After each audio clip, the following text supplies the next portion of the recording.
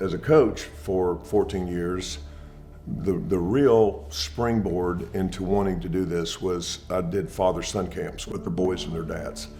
And seeing the magic of families working together on stuff, and because there was a lot of those kids that had struggles that were as significant as some of the boys at Capstone. And it was something that, as much as I loved coaching football and really saw myself of dying on the football field at age 90, coaching my whole life. Set goals, be dedicated, work hard, trust in God, and you're going to be successful. I love that better. And so it was that kind of a build-up when I left coaching and got my PhD in marriage and family therapy. The goal was to open up a place like Capstone. We didn't know the name of it then. And so during the 90s, in my private practice, I had kids all the time, young adults and teenagers, that needed to go to treatment for using drugs and alcohol. But they wouldn't go try to get it at a place that was going to not be professionally excellent, not know how to do the trauma work, not know about multiple addictions, and not know about Christianity. So I ended up with a lot of kids that their parents would not send them to treatment, even though their lives kind of weighed in the balance. That group of people in our country now has a place to go, and that's why I think God has blessed us so much to have more than 2,000 boys and their families from 49 states and 9 countries outside the U.S. come to this little dot on the map called Judsonia, Arkansas. Every family week, which happens every 4th week, 13 of them a year. I've now done over 300 Big Mondays in Family Week since we started. And most of those have been since Ashes to Glory, began. I mean, there's no exception to this. Every single Big Monday, there's more than one person at least that are at Capstone because of Ashes to Glory. Sometimes there's 4 or 5. The stories will bring tears to your eyes when they're talking about how that they applied to Ashes to Glory and that all the struggles that they had financially trying to get to the point of trying to help their son, and then got the help. But the thing I think that makes it more special is conversations I've had with Phil. It's like, literally, I can't tell you the number of people that would say that he got on the phone, even though he's an accountant and he shouldn't know anything about this stuff, and he therapized them. He helped them. He talked to them about their story. He talked to them about, the way to look at this thing, and really ministered to multiple families in the conversation outside of just the money. So it's like there is a super big loyalty in the group that Ashes to Glory has helped. It's had incredible impact on families that we've helped. We talk to so many families, we get way more applications than we have the finances to help.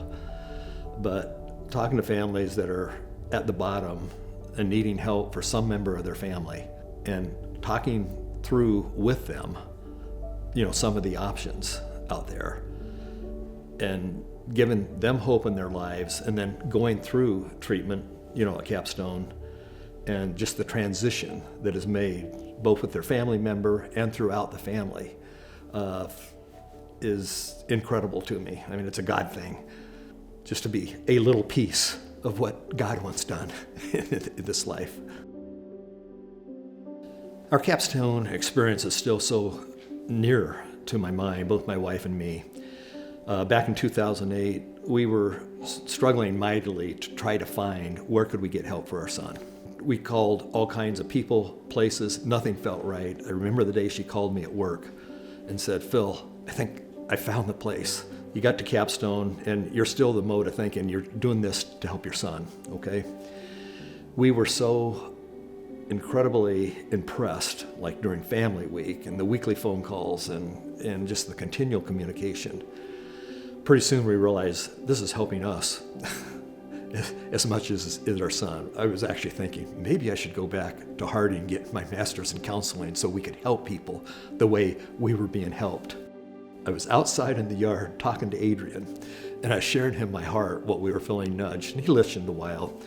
And then he said, "Phil, I understand your heart, but I also know, Brandon, you and Dawn don't need any changes in your lives for the next 2 years. Everything you've got, you're going to need to pour into him. Ironically, I wasn't remembering that 2-year comment that Adrian said, but it was 2 years to the month that Brandon got out of Capstone. It was like, just came very clearly to me. It had to be a God thing. Phil, you don't have to be doing it. You don't have to be doing the counseling, but set up a nonprofit to help people financially to get to places that meet your criteria. I don't know if Adrian even remembers that, but it was 3 days later that he had called and said, Phil, I've got this idea about a nonprofit. And I just instantly knew my answer was yes, because I already knew 3 days before that that's what God was calling us to do. We formed it in 2011, helped our first family in 2012. I then retired at the end of 2015 from the CPA firm and went full-time into my unpaid position at Ashes to Glory. And then more recently, very thankful that our son, who went through Capstone, had the vision and the heart, and God's leading him, has stepped in to Ashes to Glory to help us, not to get bigger for the sake of bigger, but to get bigger to help more people.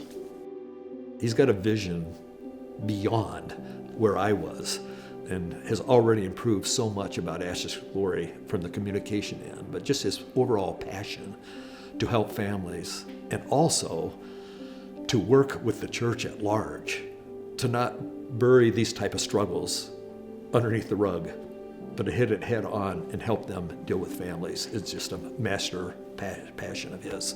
I'm in awe of the grace of God where we are today. What it means to me to be part of Ashes to Glory Foundation is really a full circle moment for me.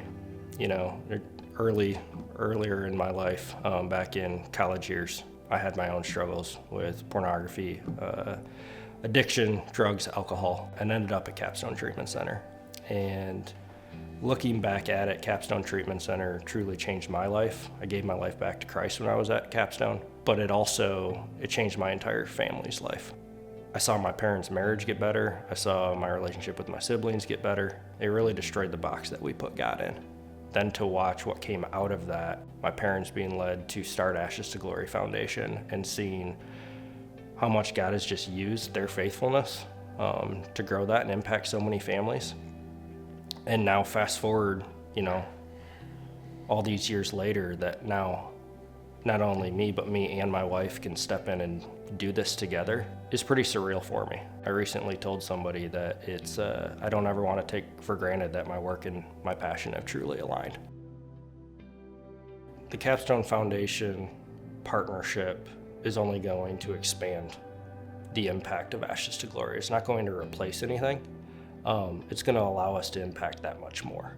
Talking with Slade and Adrian, it's really cool that our fathers, same age, me and Slade aren't that far apart. We're taking over for our fathers, and then to be able to partner in this in the next generation to impact that much more is just really cool. Ashes to Glory is still going to be what we always have been. We're still going to be led by our family. We're still 100% donor funded. We're still work with multiple treatment centers, and we're still very focused on biblical stewardship to manage the donor dollars that we have. People trust me with their generosity and with their donations, and I'm gonna have to stand before God at some point and be asked, what'd you do with that? Every single application, every decision has a lot of prayer behind it, and a lot of just going in with open hands of God, this is your ministry, it's not our family's, and what do you want me to do with it? We've done multiple things to try and make the barrier of entry more accessible to anybody that needed it. The original goals of Capstone were somewhat conflicting. Create the greatest program possible with the greatest people on board and make it available to as many people as possible. And that's where Capstone Foundation, the heart of Capstone Foundation, came in. But we had a glowing example that was already doing that for us in Ashes to Glory. They've helped hundreds of families come, and it's not really a comprehensible number of how many people through their effort have come to us and then expanded the referral network to then come back to them to come to us. And it becomes this circular growth thing that has been happening for 10 years.